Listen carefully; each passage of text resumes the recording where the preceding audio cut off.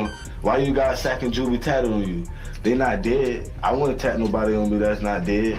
2 days after that, these boys dead. Well, it just, which one were you close with? Both of them. Every last one of them. YNW Mel's whole situation just flipped upside down because a close friend finally leaked that late-night murder footage. And what he revealed isn't just raising questions in the streets. The entire internet is shaken. This new clip might rewrite everything we believed about that night. So let's dig into the details and the bombshell that just dropped. These leaked tapes surfaced in November 2025, featuring Jacoby Mills, a close associate who was there that night. And they give the most detailed insider angle we've ever gotten on what really happened when Sack Chaser and Juvie got killed. But this isn't some blurry cell phone video of the murders. It's raw, uncut interrogation footage that has the streets talking and the internet going absolutely wild. For real, this footage hits different because Mills was actually there that night, riding in the red car behind the Jeep where the murders allegedly took place. This isn't secondhand gossip or street talk. It's firsthand testimony from someone within the crew, someone who knew every person involved, someone who watched the whole situation unfold from the inside.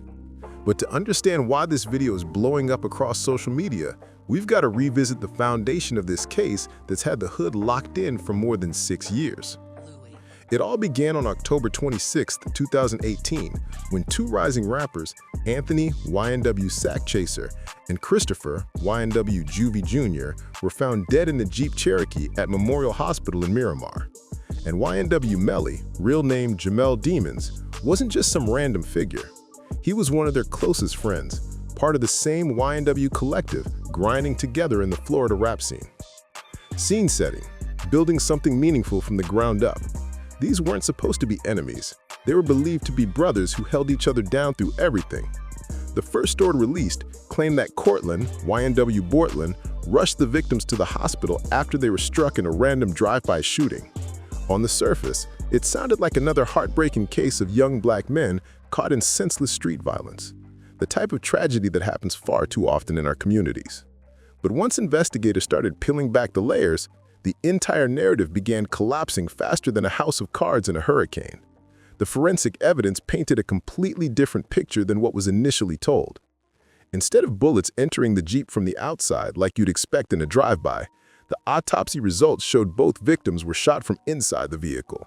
And on top of that, the bullet paths pointed directly to the seat where Melly was supposedly sitting.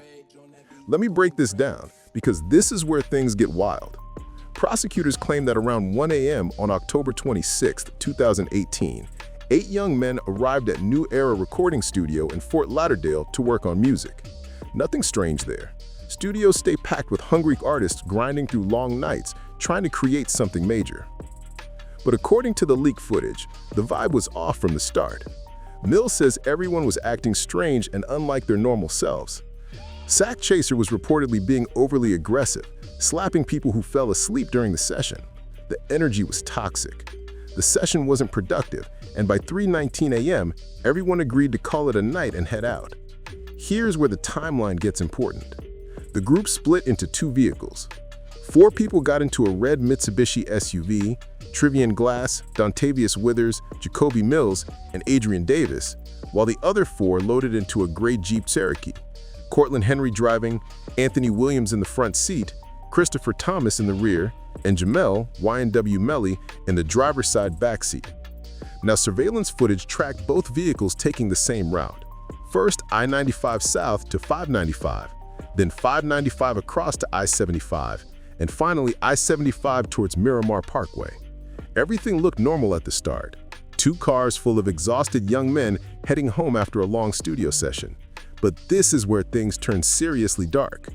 At 180th Avenue, the red Mitsubishi kept going south and was recorded passing through the guard gate at Sunset Lakes at 5:30 a.m., the gated community where most of the group lived. But the gray Jeep, it never appeared on that same camera. Instead, cell phone data later proved the Jeep went north. Where did they go? This is where the story becomes completely chilling. The Jeep traveled north on 180 up to Ponds Boulevard, then west towards the edge of the Everglades, a deserted, pitch-black area where there'd be no witnesses to whatever was about to happen. The vehicle then moved south on US 27 and turned left on Pembroke Road, which dead ends at a trash facility. According to the cell phone data, it was at this remote location at 4:02 a.m. that the murders allegedly occurred. But here's the detail that makes this case unbelievably shocking. When police searched the entire stretch of Miramar Parkway, the area where the supposed drive-by took place, they found absolutely nothing. No shell casings, no shattered glass, no bullet holes, no skid marks. Literally zero evidence that any drive-by ever happened.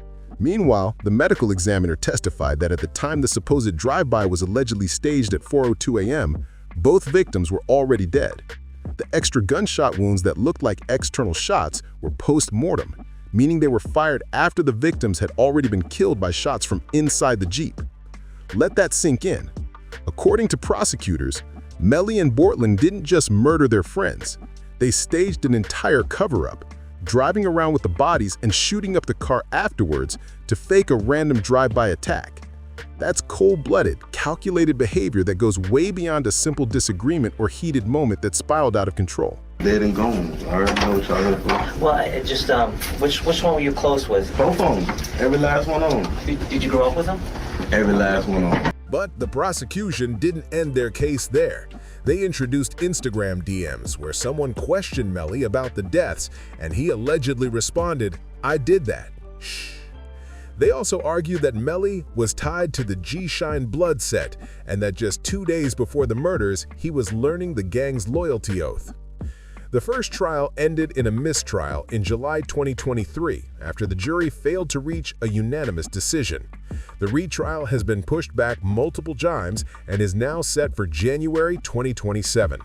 Melly has been behind bars for more than 6 years without a conviction, and his co-defendant Bortland accepted a plea deal in October 2025 on accessory charges. Which brings us to why these leaked videos matter so much. Jacoby Mills, also known as Jacoby Mills or Cortez Teasy, is described as Bortland's blood cousin and was riding in the red car that night. That puts him close enough to understand what really went down, yet distant enough to potentially stay alive long enough to speak on it. These recordings were made in January 2019, just months after the murders and well before most of the case details became public. That timing is huge because it means Mills was talking about things that wouldn't be revealed to the public for years, giving his statements a serious layer of credibility. The fact that this footage is only now emerging in November 2025, right as the retrial approaches, raises big questions about timing and intention. Are these leaks strategically released to sway public opinion? Are they tied to the ongoing civil lawsuits? Or did they surface now simply through the discovery process? Across the hip-hop world, reactions have been explosive, from DJ academics to random Twitter users weighing in on what this means. The streets are split. Some believe this is the smoking gun proving Melly's guilt, while others think Mills is a snitch, breaking the code for his own protection. And that's what makes this entire situation even more complicated. What makes this even more complicated is that Mills repeatedly denies being a snitch during the interrogation, insisting he's simply trying to help his friends. But the details he gives are so specific and so damaging that it's hard to imagine how they help anyone except the prosecution. Mills spills every detail, the most explosive hip-hop confession we've seen. Yo, we're back, and things are about to get seriously intense. If you thought part 1 was crazy, buckle up, because we're diving straight into the raw breakdown of what Jacob Mills actually said in that interrogation room. And trust me, this footage is more explosive than anything hip-hop has witnessed in years. This man practically laid out the full blueprint of what allegedly happened that night, and some of the details are so exact they give me chills just thinking about them. Mills begins with a minute-by-minute recap of the studio session, and from the start, you can tell something was off with the vibe. He says they pulled up to New Era Recording Studio around midnight, but instead of their usual productive grind, everyone was exhausted and nodding off. And look, in the hood, studio time costs money. You don't waste that unless something serious is in the air. But here's where his story gets even more interesting. Mills paints Sack Chaser as aggressive and controlling, slapping people for falling asleep during the session. And if you know anything about street dynamics, when someone disrespects the crew like that in front of everybody, that normally builds toward real conflict. Mills describes Sack Chaser as wild with a history of violence, which lines up with other reports that say there were ongoing tensions within the group over money and control. Saying Jacoby pulled brings us right to something that's been whispered in the streets for years, but never proven: the money issues that supposedly sparked the murders. According to several sources in the leaked audio, there were serious disagreements about a record deal worth hundreds of thousands of dollars. Sack Chaser apparently believed he was the CEO of YNW and deserved half of everything Melly earned. Then Mills gives specific details about the vehicle setup that night. These details are absolutely essential for understanding the situation. He confirms the Jeep had Bortland driving, Sack Chaser in the front passenger seat, Melly sitting behind Bortland, and Juvie behind Sack Chaser. Mills himself rode in the red car with Tay driving, Fetty in the front passenger seat, and Adrian Davis inside. But here's something that sends chills down my spine every time I hear it. Mills says he originally attempted to get into the Jeep, but felt somehow prevented from doing it, whether you believe in divine signs or just street instincts. That detail suggests Mills sensed something was wrong with that specific group. Mills also says Juvie grabbed weapons from the studio before leaving, and that Melly carried a brown satchel that allegedly held a gun.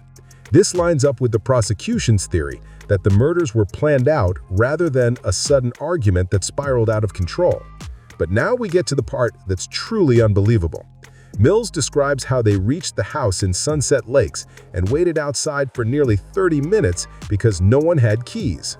Most of them eventually went inside and fell asleep, but around 4 a.m., Mills receives a chilling call from his mother saying that someone had contacted her and threatened, "Y'all all dead." Just think about that. Mills's mother gets a warning in the middle of the night that her son and his friends are in danger of being killed. The remix of Melly song, listen to that bitch. What he said, bust a nigga head, some song. That's heavy street politics. When people start threatening family members, the situation is escalated far beyond music money issues. Mills then says he noticed multiple missed calls from Melly, including 17 calls to Drew, the group's videographer. When someone is blowing up your phone like that at 4 in the morning, you know something major has gone down. But now we get to the most damaging part of Mills' entire statement. He describes how Melly FaceTimed him after the killings and says Melly was completely faking his emotions.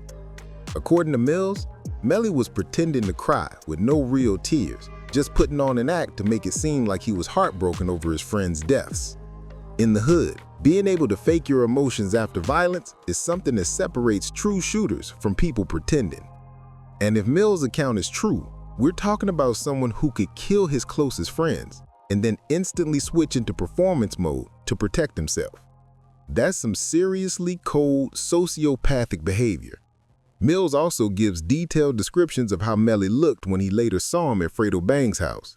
He says Melly had changed into a tank top and gym shorts, which suggests a possible clothing change to get rid of evidence. This detail about switching clothes has been supported by other witnesses who testified during the trial. But hold up, it gets even crazier. Mills says that the next morning, the crew went into nearby woods and found a blood-covered .40 caliber handgun. Mills claims he actually held this bloody gun before a manager snatched it away. He also says they were searching for a second weapon described as a Tech, likely a Tech 9, but they never located it. This part about the guns is massive because prosecutors have always argued the murder weapon was never recovered. Mills' story hints that weapons were found and then disposed of by the crew, which would explain why investigators never located them. Throughout his statements, Mills repeatedly says Bortland wasn't directly involved in the violence. He describes Bortland as someone who wasn't living that lifestyle and wasn't capable of carrying out the kind of cold-blooded killing that allegedly happened. This might explain why Bortland was able to accept a plea deal for accessory charges instead of being hit with murder counts. But Mills doesn't stop at explaining what happened.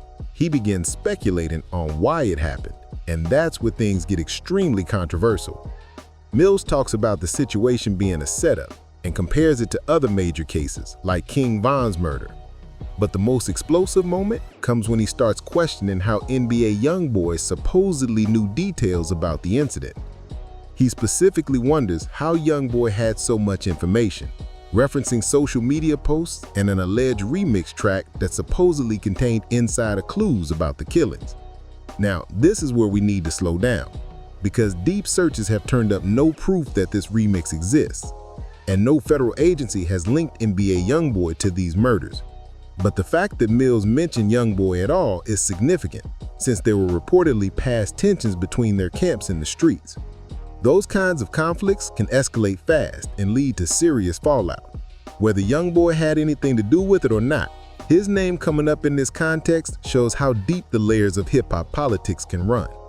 What makes Mills' statements especially compelling is how many details he shared back in 2019 that weren't public at the time, but have since been confirmed. For example, Mills said Juvie's thumb was shot off, a detail not publicly verified until attorney John Phillips released autopsy images in 2025.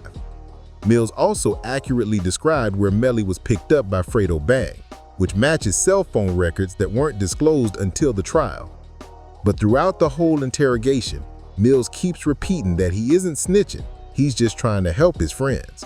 At one point, he even expresses real fear that his family could be harmed if he cooperated with authorities. Downstairs, I say, 80, see a sack of Melly in the room. He already sleep in the sack room. He had ran to the stairway because he heard me talking crazy, like, man, what the f going on? He looking lost, like, what's going on, bro? I say, man, go see a sack in his room. The reaction to these leaks has been absolutely insane online. Hip-hop figures like DJ Academics have dissected the footage, while fans on Reddit and Twitter are arguing over whether Mills is a credible witness or just another guy trying to save himself by talking. What's especially fascinating is how these new revelations fit into the larger conversation about loyalty and betrayal. In hip-hop culture and in the streets, there's an unwritten rule. You never cooperate with police, no matter what. But when your own friends are murdered and you start believing another friend may be responsible, those lines begin to blur fast. In our final section, we're breaking down what all of this means for Melly's upcoming trial, how it's impacting other figures in the rap world, and what the deeper consequences are for street culture and the music industry. Because believe me, this situation goes way beyond a single murder case. It's about loyalty, money, power, and the deadly fallout when all three collide at the wrong moment. The fallout. How this changes everything for hip-hop. Alright y'all, we've hit the last act of this insane story, and let me tell you, the shockwaves from these leaked videos are tearing through the culture like wildfire. We're way past talking about just one violent incident. We're looking at how this footage is rewriting the conversation around loyalty, snitching, street codes, and the industry machine itself. The consequences of Mills' revelations are hitting multiple layers: the legal system, the music business, and the unspoken rules that define street life. First, let's get into the legal impact, because these leaks are coming out right as Melly's retrial is being prepped, and that timing is anything but random. Legal analysts say the footage likely won't be allowed in court due to authentication issues and hearsay problems, but the real issue is public exposure. Millions have already seen it. So now the question is, how do you pick 12 unbiased jurors when half the internet has watched Mills outline exactly what he believes happened that night? The defense will almost certainly file motions to keep this evidence out and may even request a venue change, because trying to select a neutral jury after this viral explosion is close to impossible. But here's where things get really interesting from a strategic angle. Some people think these leaks might be tied to the ongoing civil wrongful death lawsuits, where the victims' families are seeking financial damages, and the rules around evidence are completely different. In civil court, hearsay rules are looser and the burden of proof is much lower than in a criminal case. The fact that Fredo Bang has been pulled into depositions for the civil lawsuit shows just how wide this situation is spreading. Bang wasn't even directly involved that night, but because Mills said Melly went to his house afterward, he's now tangled in the legal process. Even major figures like 50 Cent have reacted, proving the case still has the entire hip-hop world locked in. Now let's dive into the street politics side of all this, because that's where things get incredibly tangled. The leaked audio of Sack Chaser's family talking the day after the murders shows they had deep inside knowledge about tension inside YNW. Family members mentioned money problems and claimed Sack Chaser was trying to stop Melly from signing what they described as a devil's deal. This taps into a long-standing rumor floating around the streets: the idea that the murders were rooted in money and control, not random violence or strictly gang issues. When you're dealing with record deals worth hundreds of thousands of dollars, and one person believes they deserve half while the other disagrees, that kind of dispute can turn deadly. The audio also hints at suspicions about Melly's mom and what happened afterward, including claims about a storage unit being rented the morning after the murders to move items or possibly hide evidence. There was clearly a lot happening. The fact that Melly's mom called out of work at 5:30 a.m. that same morning suggests she knew something major had gone down before the news hit the public. Now, the NBA YoungBoy angle that Mills mentioned is especially intriguing because it shows how deep these street dynamics can run. Mills questioned how young boys seemed to know insider details about the murders, referencing an alleged remix and social media posts. Even though no evidence of that remix exists, there were reportedly past confrontations between their camps. The fact that YoungBoy's name is being pulled into this situation at all shows how tightly connected the hip-hop world really is. Beefs, alliances, and street politics don't operate in separate lanes. They're part of a much larger network of relationships that can lead to serious consequences when they collide at the wrong moment. But let's address the elephant in the room, the snitching accusations aimed at Mills.